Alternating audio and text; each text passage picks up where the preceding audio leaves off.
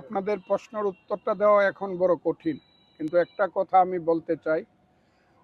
আজকে বলতে পারি আমার সন্তান, সে আমার সন্তানের মতো ছিল। সে একজন হতভাগা রাজনৈতিক কর্মী, নেতা। মিঠামইন উপজেলা বিএনপির সভাপতি ছিল।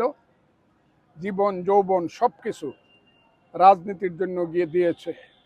গত 15 বছর হাসিনা স্বৈরাচারী সরকার এবং এলাকার সেই ফ্যাসিস্ট আব্দুল হামিদ শক্তির বিরুদ্ধে সে টোটাল ফাইট করে গিয়েছে।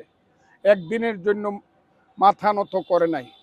সেই জাহাঙ্গীর, যে জাহাঙ্গীর অনেকেই চলে গিয়েছিল, কিন্তু মিঠামইন সদরে থেকেও সে মাথা উঁচু করে শহীদ জিয়ার রাজনীতি, তারিক জিয়ার নেতৃত্ব, খালেদা জিয়ার নেতৃত্বকে মেনে রাজনীতি করেছে। একটা পর্যায়ে কেন জানি সে একটা ষড়যন্ত্রের শিকার হয়ে গেল। কথাটা আমি কেন্দ্রকে বললাম যে সে হলো ষড়যন্ত্রের শিকার। সে কোনো ধরনের অন্যায় করে নাই, গাছ সে কাটে নাই, এটা ভিন্ন বিষয়, এটা দেখা যাবে মামলা এবং আদালতে। কিন্তু আজকে আমি বলছি, সেই জাহাঙ্গীর সর্বক্ষণ মৃত্যুর পূর্ব মুহূর্ত পর্যন্ত দলের কাজ করত, আমার সঙ্গে কাজ করত।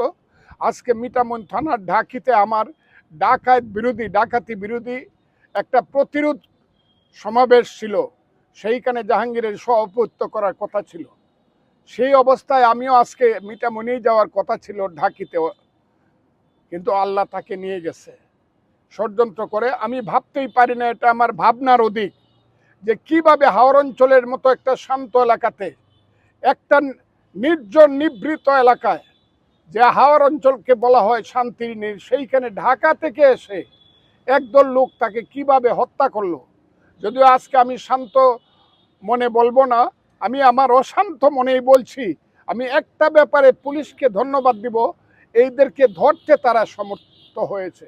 এখন তাদের পুলিশ এবং আসামি বা অপরাধীদের বক্তব্য এবং তাদের কর্মকাণ্ড এবং তাদের ইনভেস্টিগেশনের মাধ্যমে বোঝা যাবে কারা হত্যা করেছে, কারা হত্যার পিছনে ছিল, কারা হত্যাকাণ্ডে মদত দিয়েছে। এই কথাটা আমাকে দিয়ে আপনারা বলাতে পারবেন না, কারণ আমি তো জানি না কে তাকে হত্যা করেছে। আমি বলবো নিরপেক্ষ তদন্ত হোক, নিরপেক্ষ তদন্তের মাধ্যমে বেরিয়ে আসুক জাহাঙ্গীরের হত্যাকাণ্ডের পিছনে কারা।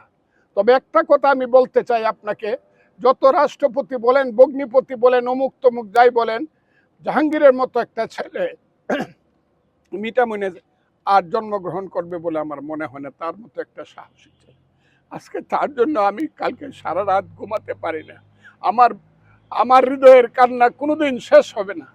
তারপরে আমি বলতে চাই দেশের মানুষের কাছে, আমার দলের কাছে আমি বলতে চাই, আপনারা জিনিসটা ভালো করে লক্ষ্য করুক, যাতে জাহাঙ্গীরের এই নির্মম এবং নিষ্ঠুর এবং এই চক্রান্তমূলক এবং ষড়যন্ত্রমূলক হত্যাকাণ্ডের বিচার হয়।